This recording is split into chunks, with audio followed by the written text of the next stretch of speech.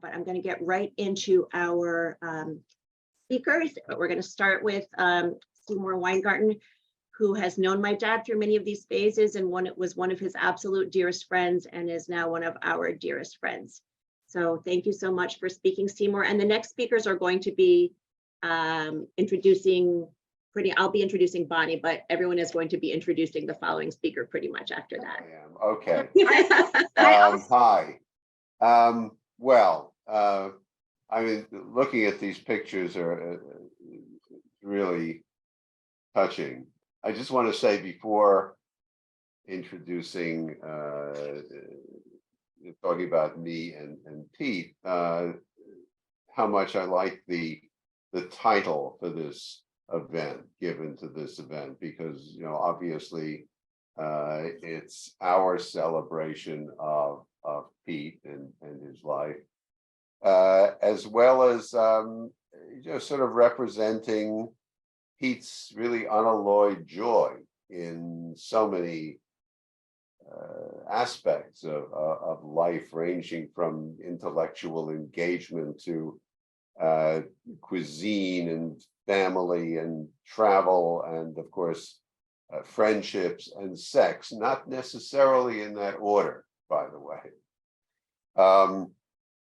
As others here will relate, I first met Pete in 1970, just about, when I was a youngish editor at Plenum Publishing Corporation, now Springer. I was in search of somebody to start a journal in human ecology, because I was told, without really knowing very much at the time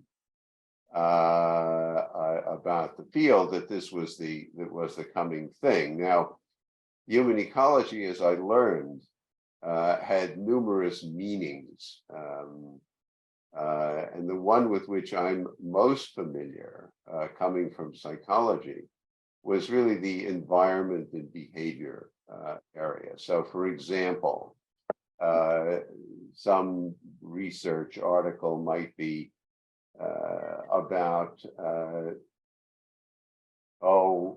exceedingly long and pea green halls in hospitals are not conducive to mental health.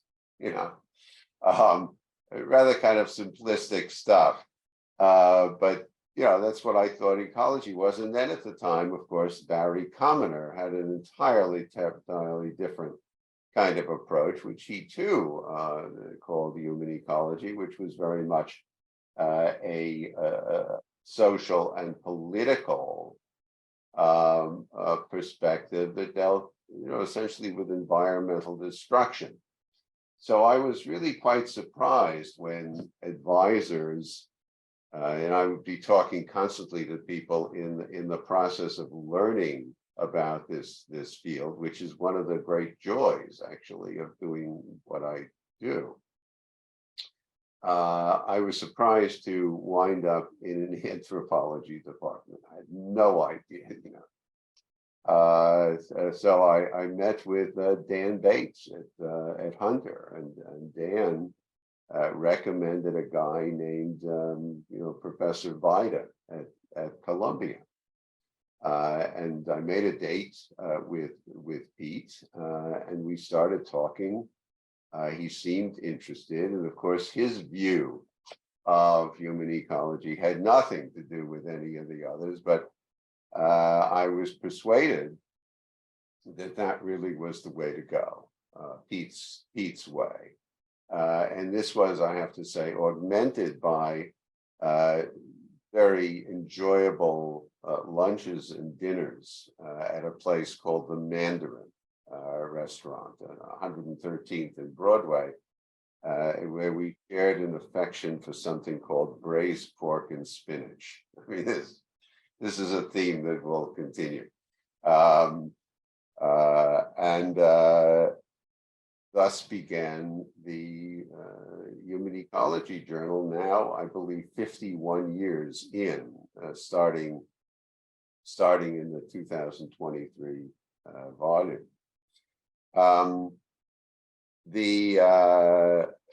You know, Pete and I enjoyed, well, we enjoyed pretty much everything, but food being such a central passion of his, we frequently met for dinners that ranged from, just ridiculously opulent and expensive meals at, for example, masa in the old Time Warner building, to down and dirty, literally down and dirty expeditions to fairs with the trucks on 9th Avenue. Every year there was an annual foodie fair on 9th Avenue, and he didn't care. I mean, he was into just about anything, as I was as well. It was certainly part of what became a bond for the next 50 years. The only thing I remember, and he ate everything. I mean, I drew the line at something called cold shredded pig's ear with scallion sauce. I mean, I just absolutely could not abide its texture, but for everything else, I mean, we really kind of enjoyed it together. We spoke about it. We reviewed the experience, the food as we were eating. And one time I remember, I'm just recalling this as I'm talking. There was a very peculiar substance at the bottom of a casserole at what was otherwise a really good restaurant. Neither of us could figure out what it was. We had to get to the bottom of the casserole to actually see what this was. And it turned out to be a Band-Aid of all things. So what began as and was a culinary experience was also just as much an opportunity to talk and share ideas. And I was really kind of honored that Pete thought of me as somebody who with whom he could bounce ideas off of, as if I was a colleague as well as a friend. So I guess I'll leave it at that.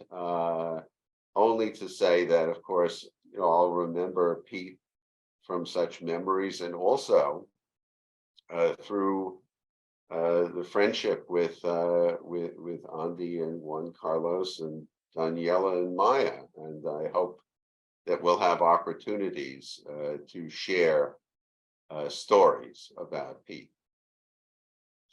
And now I guess it is my role to introduce somebody I don't know. Ludomir Lozny. I'm sure I have the name wrong, but Ludomir is the currently managing editor and the incoming editor of Human Ecology. Lozny. Thank you very much. I have my comments on page of paper, so I'll try to be brief and not exceed my time limit. What I'm going to read is mostly comments by Dan Bates with some of my additions.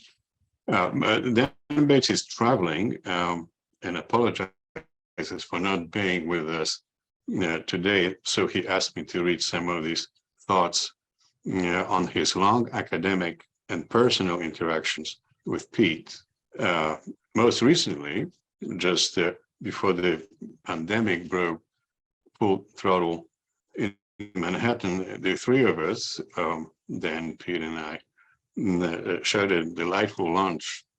I guess that's a common theme with Pete, at an Upper East Side French restaurant. And while Pete was slowly working through his plate, we discussed his proposed new book project that he prepared for us for the book series that Dan and I co-edited for Springer Nature. Well, the book is still pending. It's not finished. So Dan writes that in many respects, writing a tribute to Pete is challenging for me since he has been so closely identified with my intellectual growth. I met Pete at formal and informal seminar at Columbia as a newly minted PhD in 1971, and soon became part of what some call the Vayda tradition in ecological anthropology. I had read much of his recently published work refocusing anthropological attention on environmental considerations in the context of ecological study.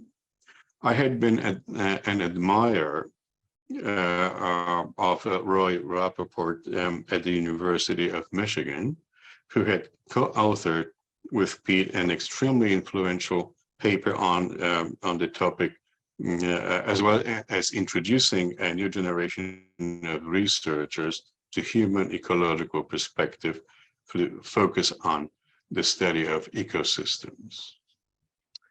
At one Columbia seminar, I was initially taken aback, but quickly won over by Vayda skepticism on the current explanations by prominent ethnologists of far-ranging cultural behaviors and events as adaptive, whether directly or indirectly affecting population regulations, minimizing conflict, or enhancing dietary balance, which, for instance, included the Rappaport's interactions with Tsamanga warfare as ritually regulated.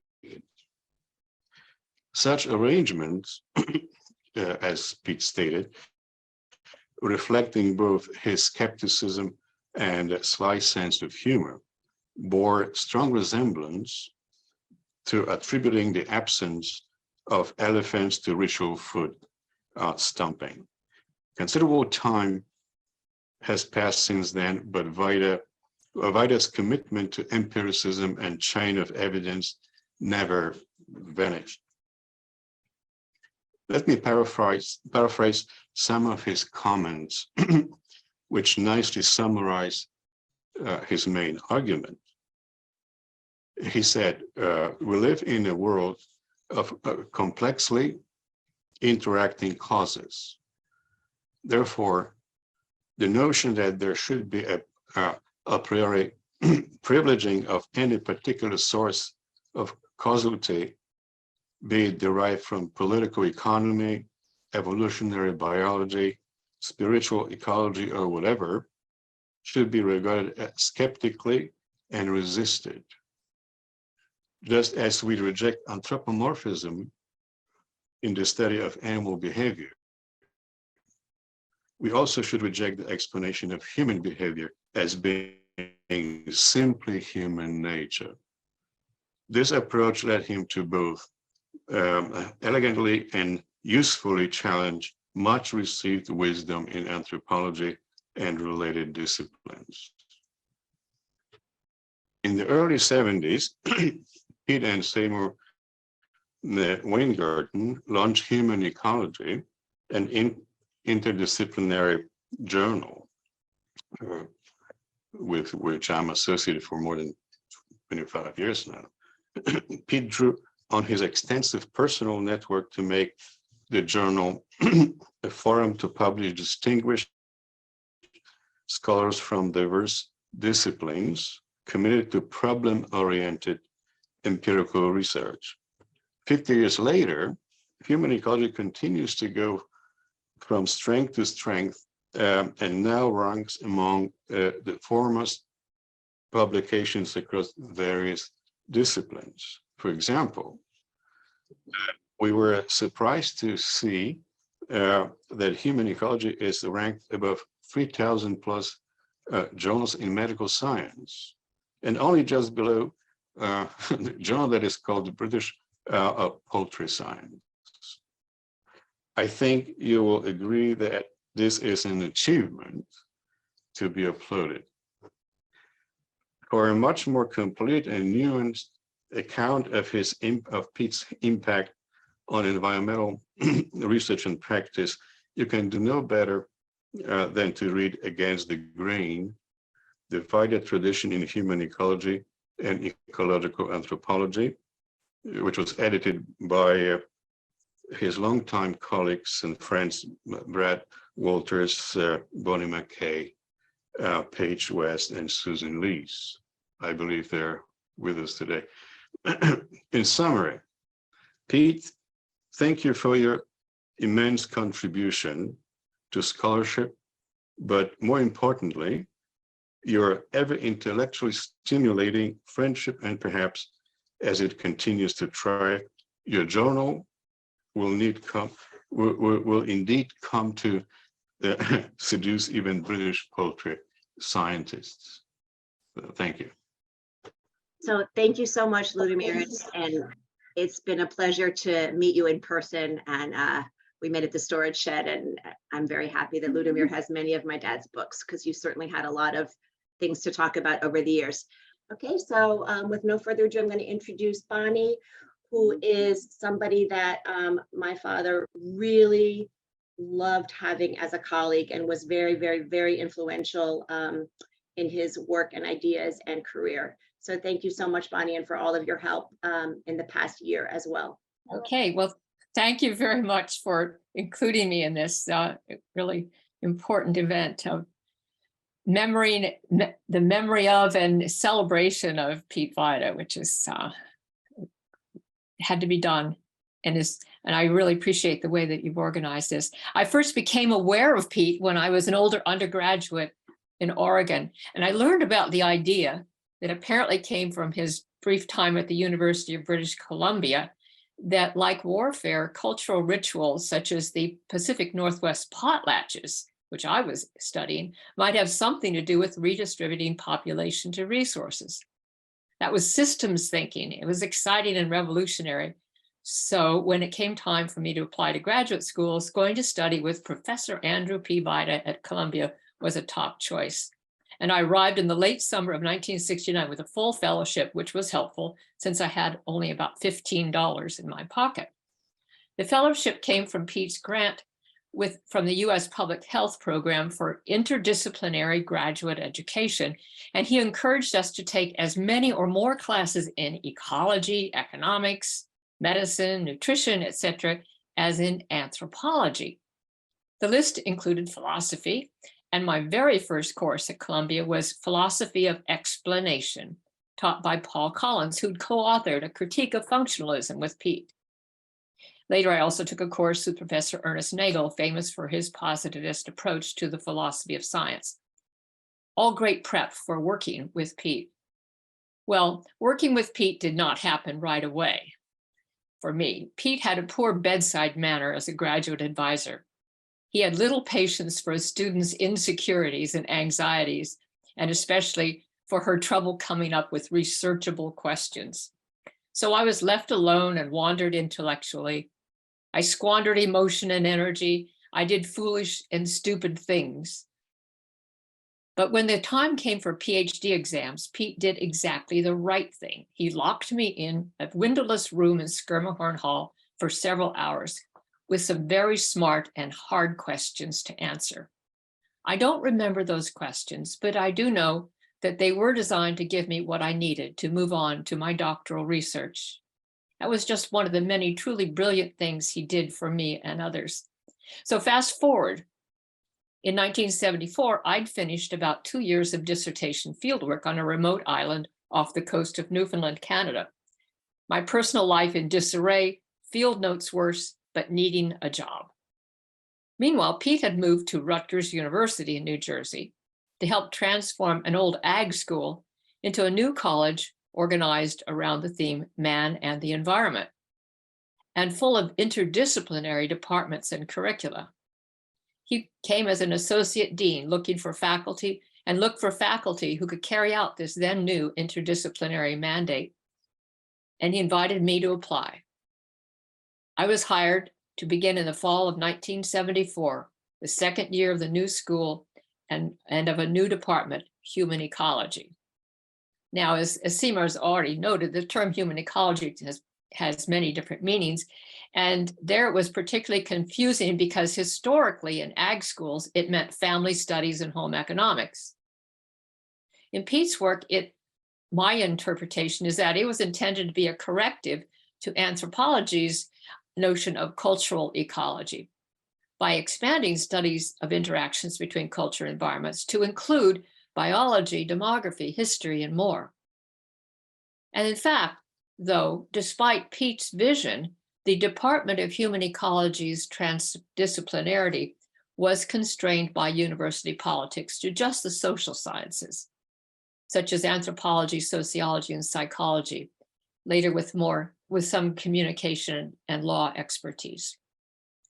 Pete retired early enough from the Department of Human Ecology to miss its fuller transformation into an environmental policy, institutions, and behavior enterprise, as it's now called. Nonetheless, Pete's vision of human ecology was realized in the journal Human Ecology that Seymour and Ludomir have spoken to today, and it's deeply ingrained in the careers of several of us from the department, and especially his Rutgers graduate students, including Cristina, Brad, Paige, and Indah. A well-known feature, and now I'll turn to another topic, a well-known feature of Pete's intellectual career is what some might call his flexibility, and others his pragmatic opportunism. In any case, he rethought and changed his ideas to a degree almost unparalleled in academia, about which I'm sure you will hear more. In the mid-1970s, I was in on this self-reflection and rethinking big time.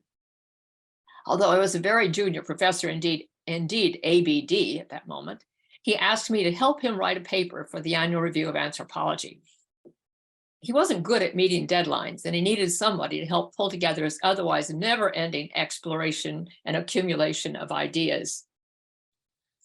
So we worked nonstop, pulling it off through 2 days and one all-nighter of intense and focused talking and writing, and we became friends. Influenced by Hazard's work in geography and by neo-Darwinian revisionism in evolutionary ecology, we sketched out an alternative to the quest for complex negative feedback systems linking people and their environments. Rather, we argued for a more direct focus on how people responded to changes in their environments. One of those aha ideas he came up with, grounded in his relentless pursuit of better ways to interpret complicated realities. And another example of that might be progressive contextualization. Well, our 1975 article is just one of several turning points in Pete's long and immensely productive focus on the philosophy and methodology of explanation, aspects of which others here can elaborate. I just want to add here, with extra emphasis, that poor bedside manner aside, Pete was immensely supportive of me and others of his students and colleagues, not just intellectually, but also professionally in the letters he wrote and his work in nominating us for awards and membership in professional societies.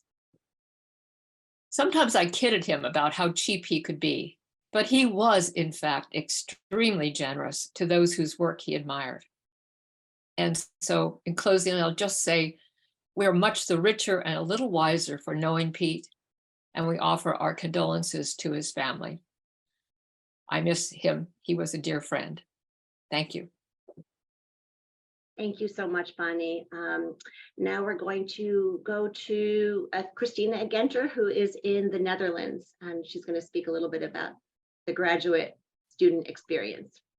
I'm here. Thank you. And it's a real honor to be part of this celebration, and also an opportunity for me to see faces of colleagues and old friends from a long time ago. It feels like a long time ago. Maybe it is also. But let me read something that I wrote actually to some extent for the Borneo Research Bulletin. I'm not sure whether you saw the light there, but it's my sort of recollection, intellectual praise of Vayda. And I'll refer to him as Pa Vayda in the Indonesian way, because that's most comfortable for me.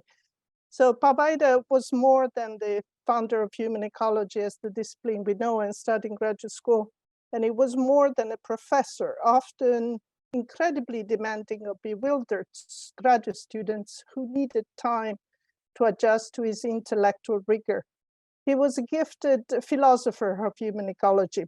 With him, human ecology became a transboundary, an open discipline, drawing on the thinking of philosophers and historians alike, and intent on explaining environmental events. The bare essence of why explanation-seeking questions defines Vayda's intellectual tradition, counterfactual reasoning borrowed from historians, was a sort of methodological safeguard against essentialism. As graduate students at Rutgers University, we were weekly tested with unique assignments to capture the defining core of how social scientists were explaining phenomena and identify the enemies of good explanation, eaten in false dichotomies, a priori assumptions, essentialism, and reification. The written submissions needed to be concise and terse.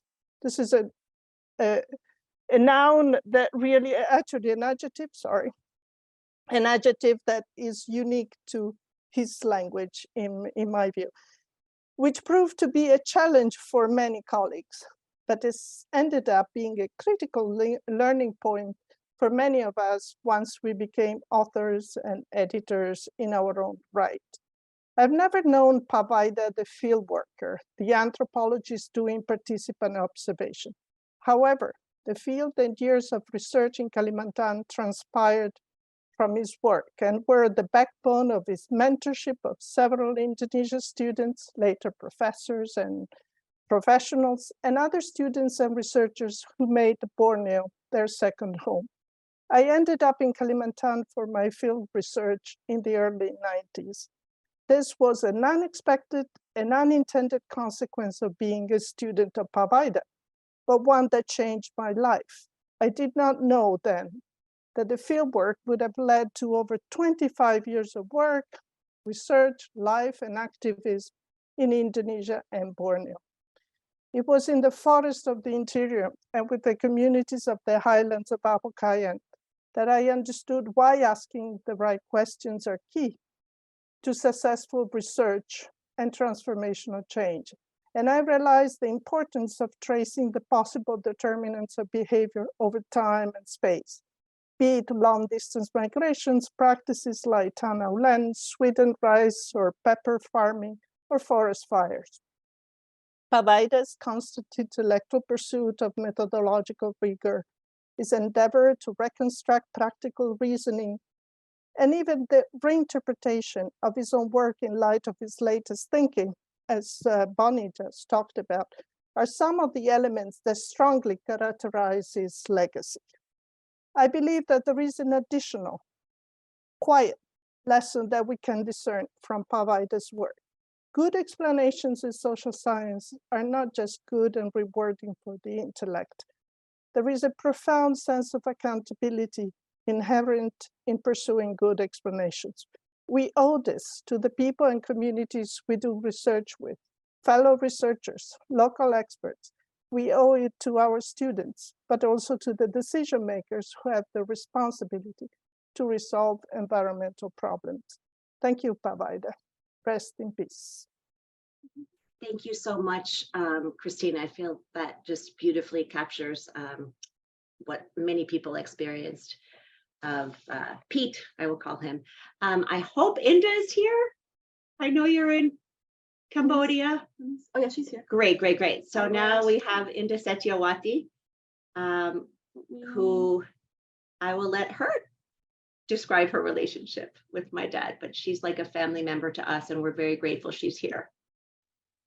All right, thank you. Good evening, good morning, everybody. And Andy, Juan Carlos, and Daniela. I saw you are wearing a pizza shirt. I remember that. Yeah. Yes, that's lovely. I mean, I always remember that he has this lovely shirt with him for a long time. Yeah, okay.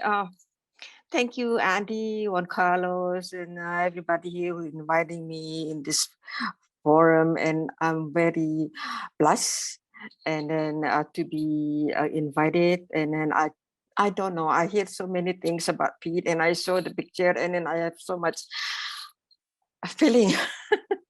I don't know if I can say something intelligent or not in this event, but anyway, just want to share you that Pete is very, very important figure that may impact so much on my professional and my personal life.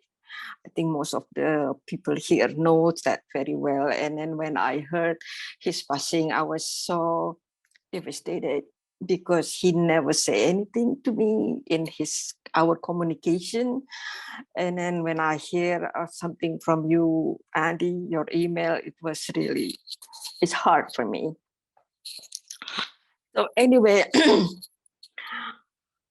I'm not, in my professional life, I'm very much different from the participant what we have here. That basically I'm far away from professional academia environment that many of the participants are here.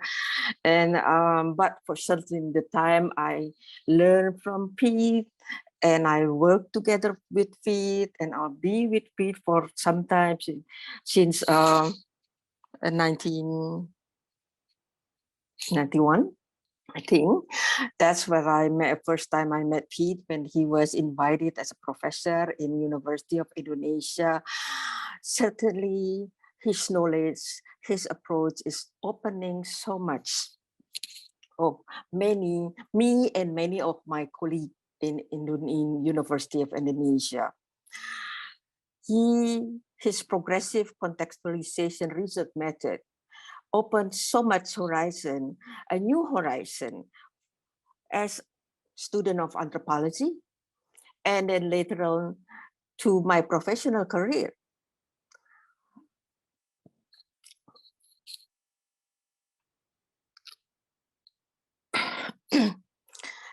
Sorry. His knowledge approach, thing that he shared with me, it certainly brought me to my professional career and brought me to the position that I am now as anthropologist in a multi-development bank, which is very rare. That his approach, his thinking, the way of thinking helped me a lot to work with so many professionals, so many disciplines that I need to do for my profession. So although we are going to the different direction, but we always, his impact to me is never left. It is always with me. And I feel that his contribution to the development of applied anthropology that enable us as a practitioner to work with many different sectors and disciplines, absolutely significant. And I believe his approach in the way of thinking is followed by many young anthropologists in the future, because I also have share this kind of approach with my other young anthropologists, and then it's very, very useful for our work and our career. Pete will be always remembered, not only because of his intellectual work and in intelligent discussion and so much great work that he had done, but also because his big heart. He has so big heart that I always feel. And he also have a very funny jokes that make many of them laugh.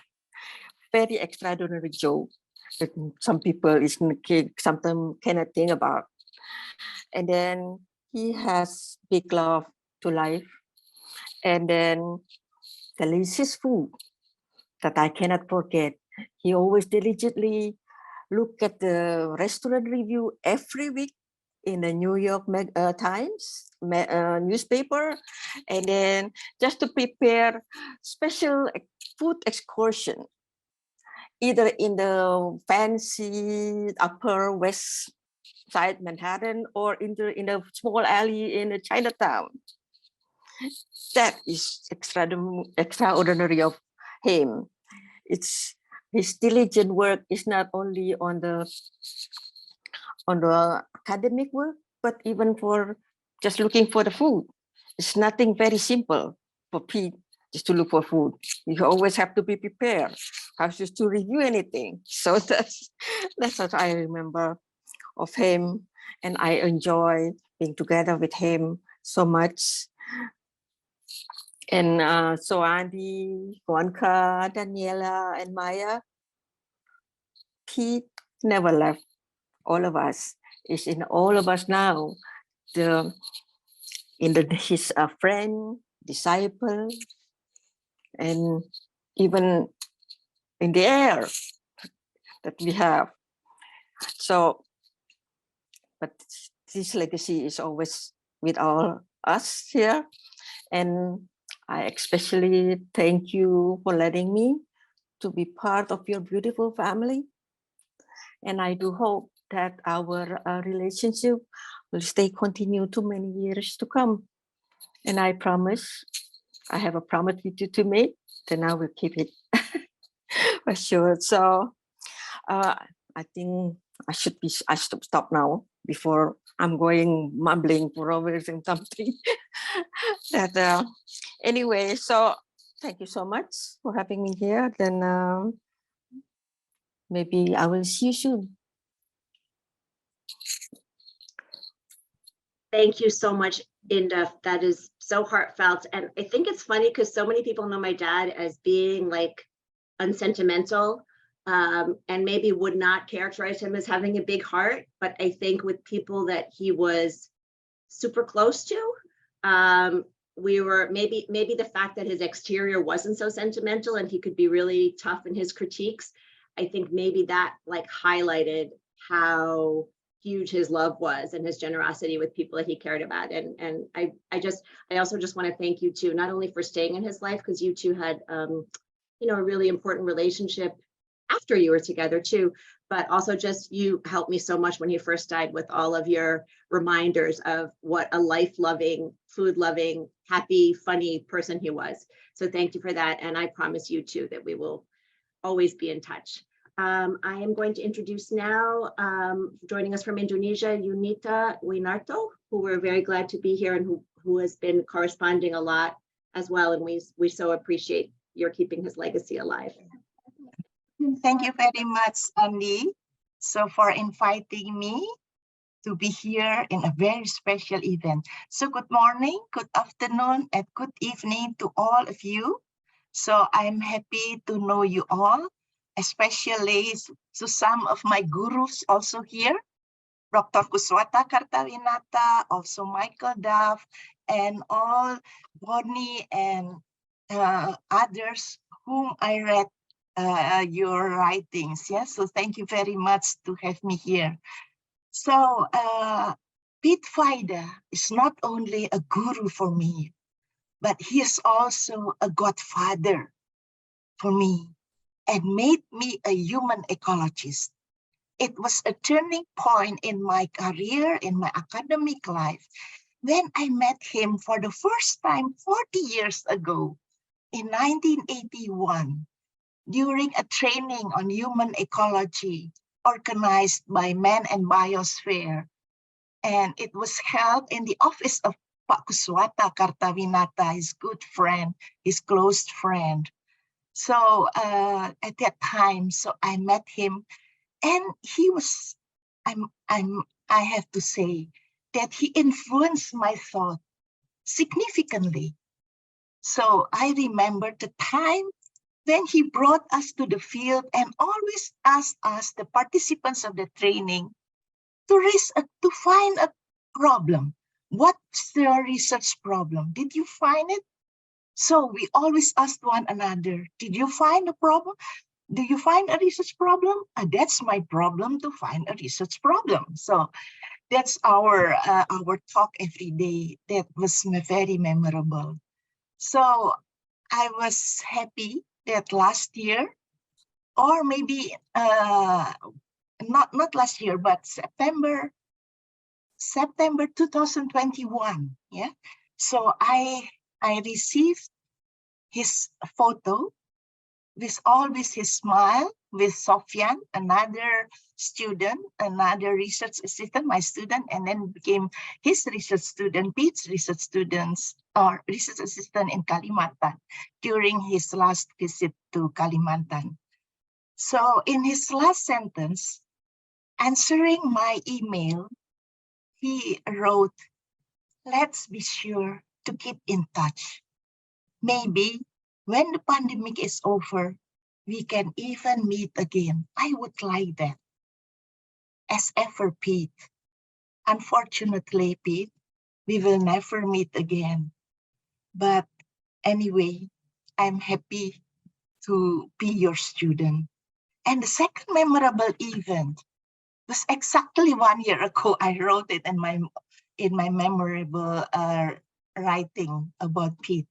In one evening, yeah, mid of January, maybe exactly on this date, yeah, 15th of January, I didn't remember. I had a nightmare that woke me up in a sudden. I felt difficulty to breathe and a very heavy burden on my chest. I remembered how upset I was at that time and kept yelling to somebody I didn't know, "No, let him come. Why did you do that? Please let him come, please." That was my yell, protesting to somebody who did a sudden cancellation of Pete's visit to Indonesia. So to an event I did not remember exactly. So I was in a surprise when I woke up in a sudden, since I had never had such a dream. Then 2 days later, a sad news broke up, brought by Sofyan, yeah, his research assistant, that Pete passed away 2 days ago.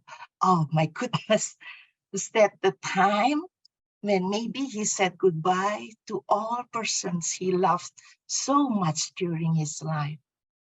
So now exactly 1 year from that nightmare, I'm very, very pleased to have the opportunity to express my gratitude. So I owe you so much, Pete, for all you did to me and all students in Indonesia. Thank you again, Andy, for the time. Thank you so much. I want to make a point that I meant to say at the beginning, which is many of you, including our speakers, have written really beautiful and fascinating accounts of your work with my dad and his influence. And my daughter Maya has helped me create a link tree. So along with this recording, I am going to be sending out a link tree where you can read everybody's comments, because I think people have a lot more to say. And I'm so sorry to cut you off, because I feel like I could listen to you forever. Now I'm really honored to present Dr. Kuswata Kartawinata, who is one of my dad's super close and brilliant colleagues.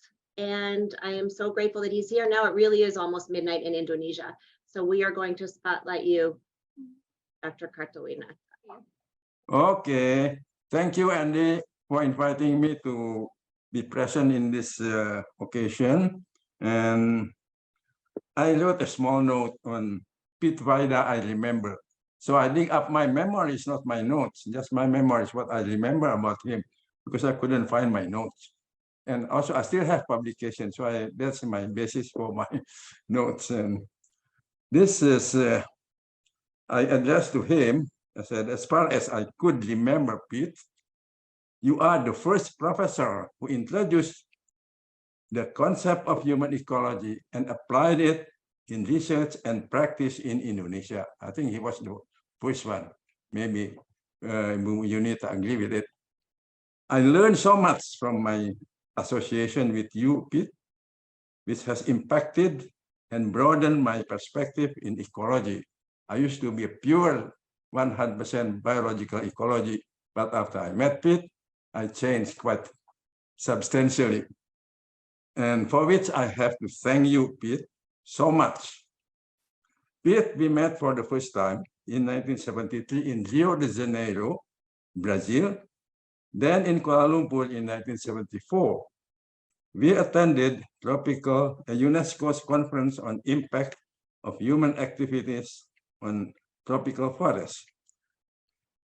Pete, you raised the issue of people's interaction in shifting cultivation, and he presented case studies in Sarawak by Christine Paddock. Dr. Christine Paddock presented that case study in Sarawak.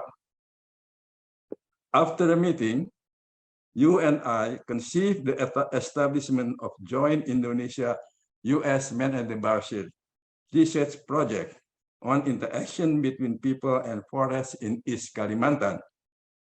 We implemented the project during the period of 1979-84. Then to initiate the project, we traveled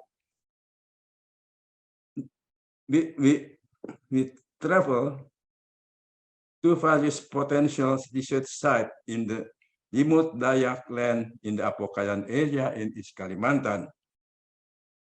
At a very young age, Andy Vayda joined us on a trip to the remote and isolated traditional Dayak village at Long Nawang in Apokayan. It must have been hard for Andy, a young New Yorker, to experience staying in such a village with minimal amenities and comfort. I can understand, Andy, and I still can remember that, how difficult for you at the time.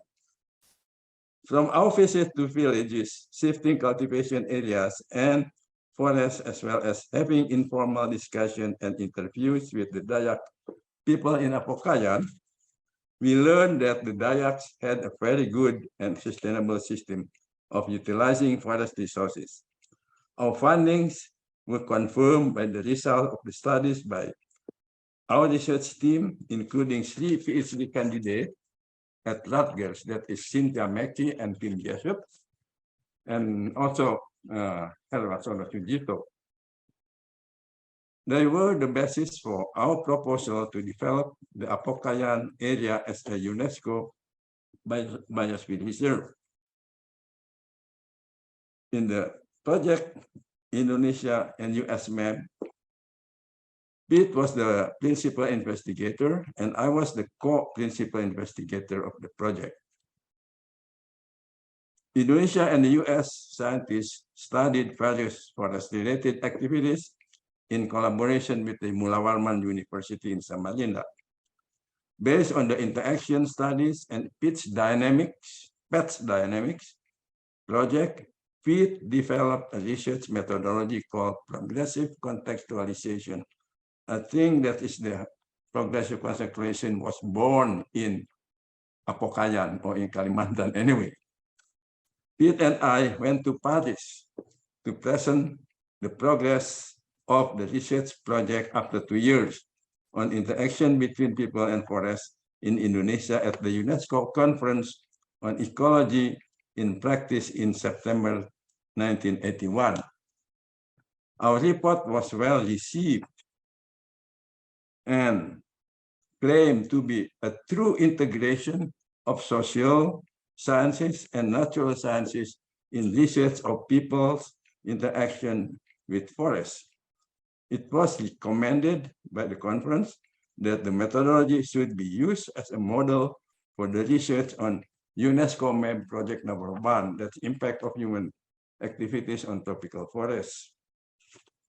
The project on interaction and pest dynamics also supported a formal master's degree program in human ecology in the Department of Anthropology of University of Indonesia in Jakarta.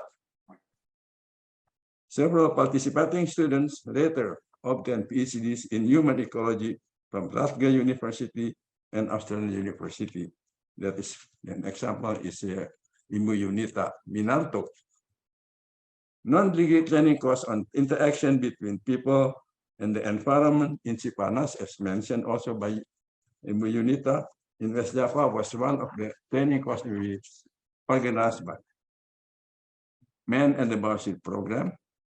And another 6-month training in research focusing on logging, timber cutting, migrant pepper farming, non-timber forest product collection, and seedling cultivation was organized in 1982 in Kalimantan. Some of the participants having obtained their PhDs from various universities elsewhere became prominent scientists and lecturers, and even one of them, that is Dr. Gusti Muhammad Hatta, became a Minister of Environment and later Minister of Science and Technology and Higher Education of Indonesia. We strongly believe that the interaction and human ecology learnings have impacted the perspective of their thinking. The overall results of the research project on people's interaction with the forest were summarized in a paper presented at the 17th Pacific Science Congress in May 1991 in Honolulu and Hawaii. This paper ended Pete's research in East Kalimantan. Since then, Pete was involved in a variety of research in Indonesia, including the integrated pest management in West Java and Yogyakarta, as described by Ibu Yunita. In addition to the recommendation by UNESCO MAB in Paris Conference to become a model for the research on UNESCO MAB project, our greatest achievement of the research on the interactions and pest dynamic and human ecology is our contributions to development of integrative social and natural scientists in various universities that will surely have multiple effects. A good example again here is Emeritus Professor Yunita Winarto of the University of Indonesia, who is presented in this meeting. Our projects have also produced significant results for development planning in East Kalimantan, which may be also applicable to other tropical forest area. Okay, Pete was my colleague and teacher. My teacher, he's also not colleague, but also my teacher, and was good friend of my family, where he often argued and discussed hotly with my wife, Jenny, about many things, including humanities. And I think that's what I can say in this occasion. And thank you.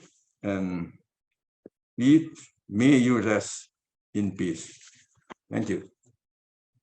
Thank you so much. I am moved and honored that you are here and shared this with us, and for what the important work that you've done in your life and the work that you did with my father. And I know that you influenced him greatly as well. Great. So we're going to play a video clip from Paige West, one of my dad's friends and colleagues. She really wanted to be here. She's traveling back from Norway right now. And she also has a bad cold. So, but she is sending a message from Norway. I read AP Vayda before I met Pete Vayda. It was fall semester 1990, and I was a senior in college taking a course called Human Ecology. I was not an anthropology major and had never read a word of anthropology. In that course, we started with a focus on how people deal with environmental constraints in small-scale societies, and read a series of papers about ecology, ritual, and warfare. AP Vayda was right in the center of that section of the syllabus. And he and Bonnie McKay's 1975 annual review piece, which Bonnie will speak about, was the paper we ended the course with. We ended with a question of how people respond to environmental problems. It's not an overstatement to say that that course and that syllabus changed my life. When I applied to Rutgers University for my PhD, it was in part to work with AP Vayda and in part to work with his student, George E.B. Morin.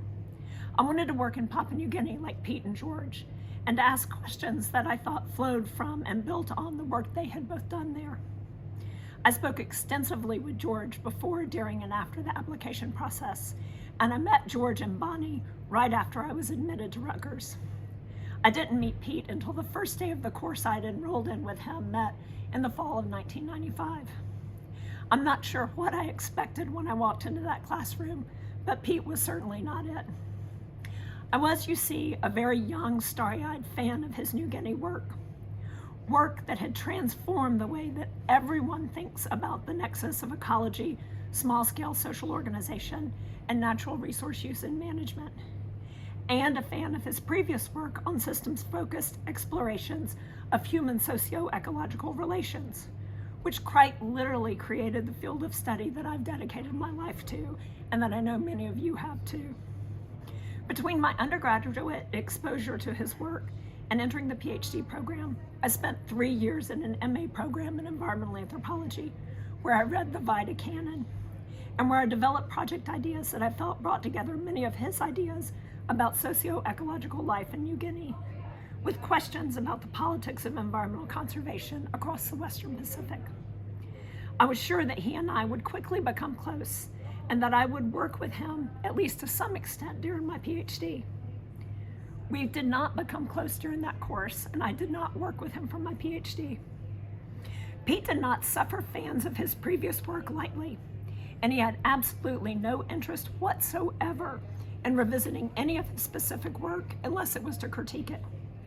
And this is a key thing to know about him as a scholar. He became famous very early in his career for his New Guinea work, but he refused to dine out on that fame. And then he became even more famous for his thinking around human ecology, but he refused to dine out on that fame. He kept moving forward with his thinking and his scholarship. And he was notorious for recanting things that he had written previously, and equally notorious for being critical of people who continued to rely on what he considered his old work and his old and often incorrect arguments. He was also notorious for moving from project to project and drastically shifting his research focus. These two things, first, being open to the fact that you may have not gotten it right with work you did in the past, and being willing to admit that. And second, being willing to follow your interest and not getting hemmed in by the assumptions that anthropologists or others should pick a single field site or a topic and stay with it their whole lives, are two of the key lessons that I learned from Pete. Pete also taught me to be a capacious and promiscuous reader. He read more widely than anyone I've ever met, and I believe that one of the reasons that the Pete of any present, was so critical of the AP Vayda of the past was because he kept pulling ideas into his much larger scholarly or intellectual scaffolding.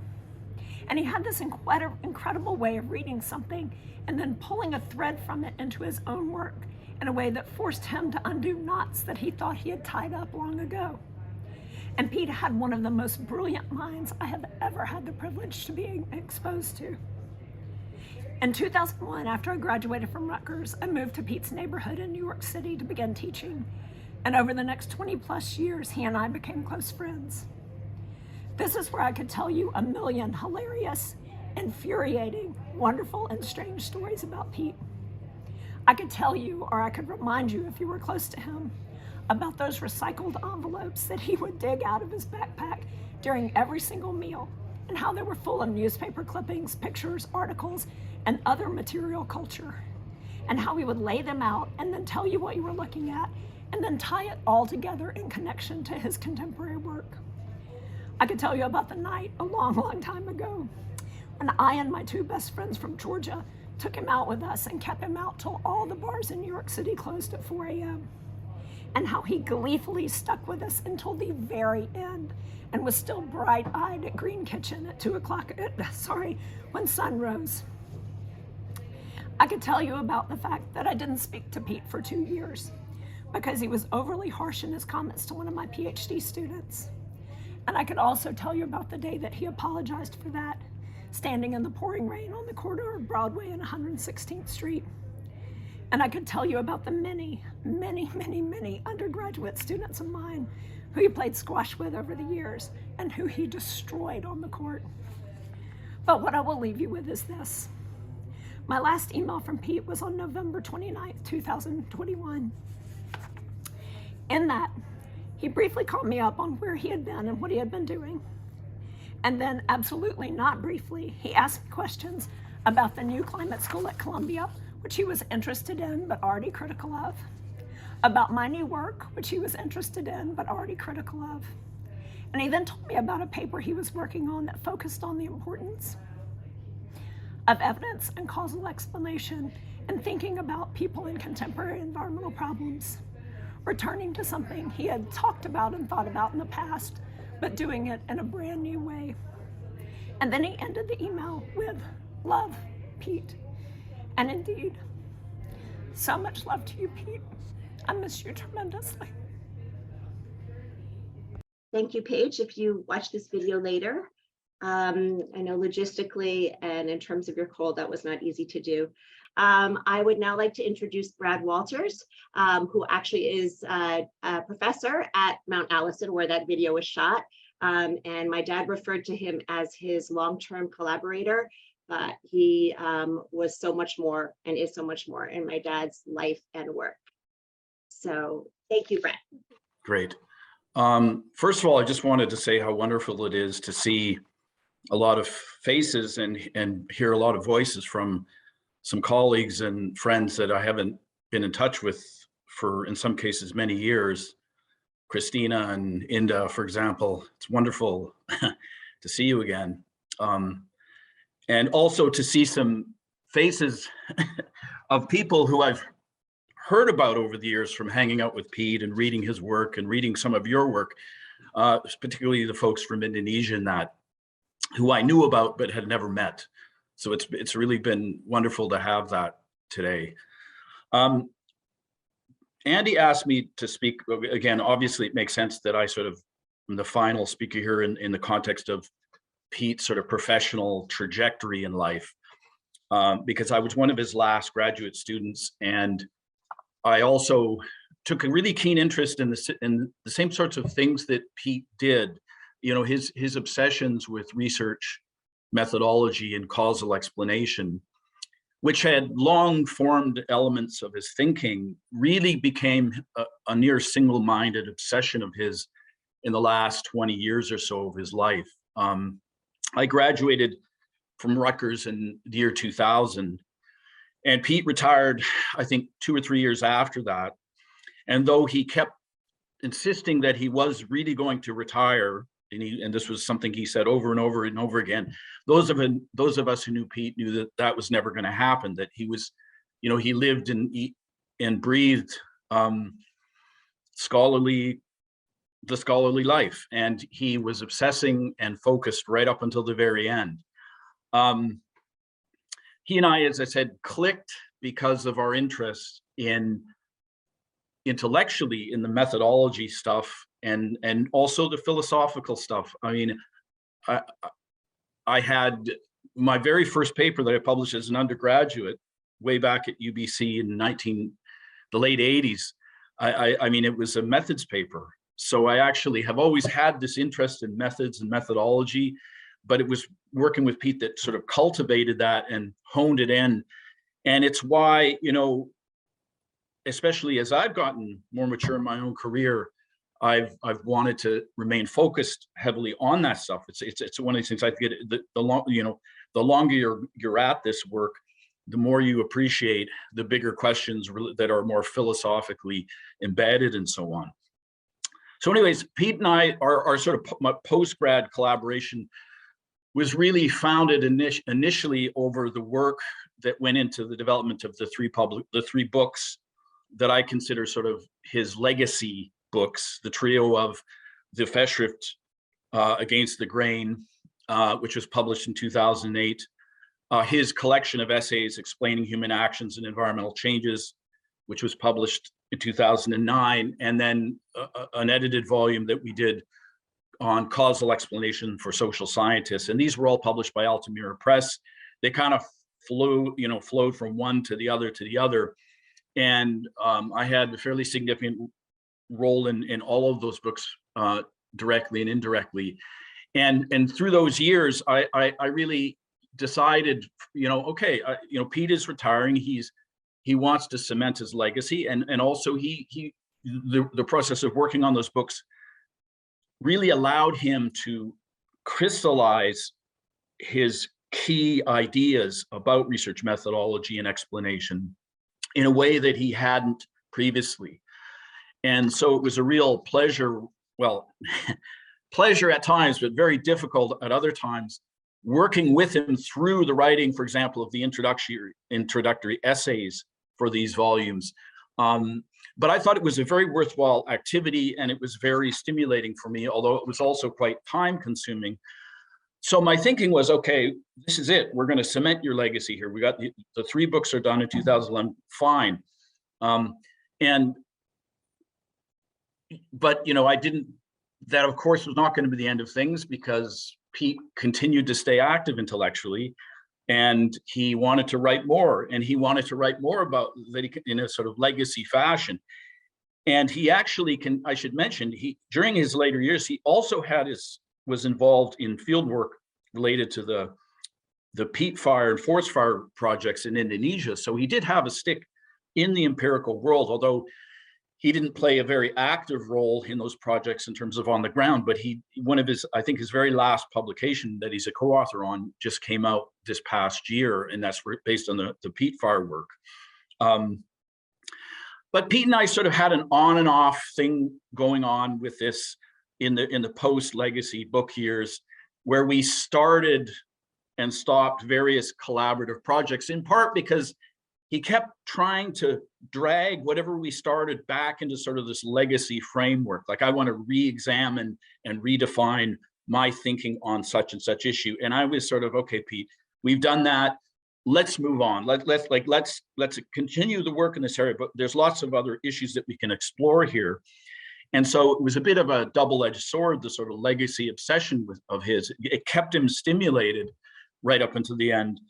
But it was at times quite distracting. But in any case, we some examples of concrete collaborations that did bear fruit between us in the last few years was he came and joined me in Portugal, where he spent time with me and my girlfriend Mariana and her family, and we organized a session at the International Conference of Human Ecology, and that was in 2018, I believe. And Pete and I spent 4 or 5 days in Lisbon together in a small apartment, and commuted to the conference venue, and in the evenings went out for fine food and so on, and drink.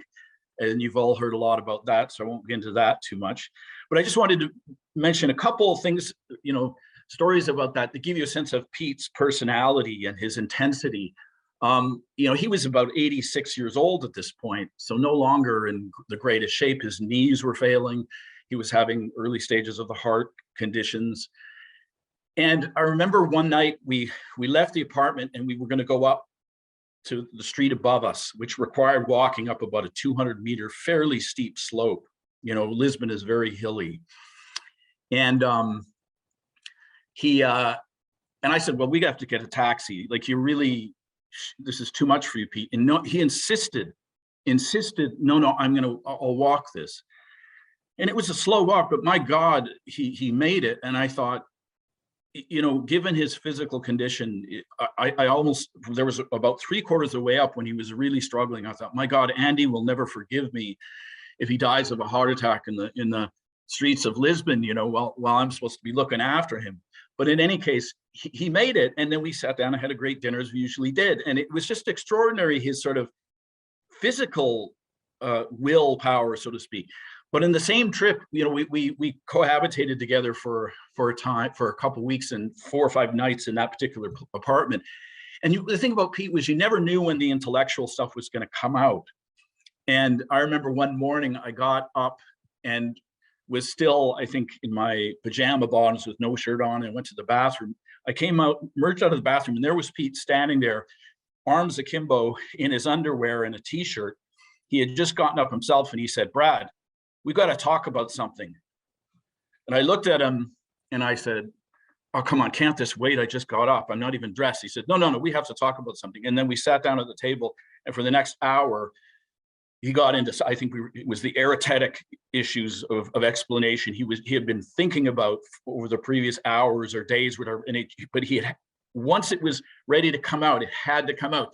And as a student collaborator, whatever, those of us who worked with him, we all know what I'm talking about here, which is that the intellectual stuff was never far from the surface, no matter what else was going on, but you had to be there and on the ball to deal with it. There was no sort of, okay, let's save this for another time. No.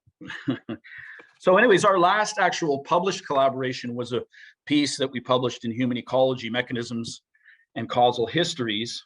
And I just wanted to mention, Ludomir presented earlier, and it's unfortunate Dan isn't here, but Pete really insisted that that paper be submitted to Human Ecology. And I think in retrospect, I wasn't sure at the time it belonged there because it's quite a theoretical, methodological piece, very philosophical. And in retrospect, now I know why, because I think he sort of recognized that might be his last publishable article, and he wanted it to be in the journal that he founded and had such affection for. But anyways, Pete remained lucid and engaged right up until the end. He had plans for another book in the works. And as I recall, for example, during one of our last conversations, he was in the hospital, had lost his voice more or less because of pressure buildup in his upper chest, I believe. And he insisted that Andy call me on FaceTime because he had to give his feedback on some papers that I had sent. So Andy was, she was whispering to Andy's ear, and then she was relaying to me these points about the papers that he felt I had to really take seriously, and this was, again, just weeks before he actually passed away. So it's again, remarkable, his physical and intellectual intensity and willpower, which I think was a key feature of this man and why he had such a huge impact and such a long, productive career. But we became increasingly close over the years, obviously, and developed a very strong friendship, as well as an ongoing collaboration with our shared sense of curiosity, humor, love of food, etc.